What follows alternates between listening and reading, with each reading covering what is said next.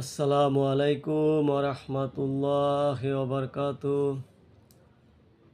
মা বাবা হোমিও ক্লিনিকের পক্ষ থেকে সকলকে জানাই আন্তরিক শুভেচ্ছা ও অভিনন্দন।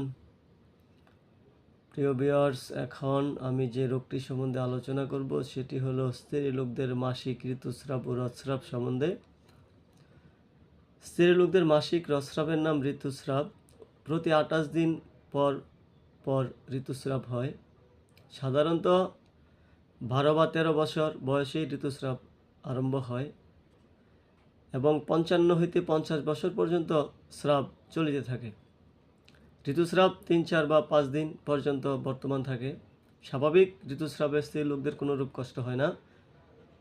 এই প্রবৃত্তি নিয়মের তারতম্য হইলে বা প্রতি মাসে নির্দিষ্ট সময় ঋতুস্রাব না হইলে বা রক্তস্রাবের পরিমাণ কম বা বেশি হইলে কিংবা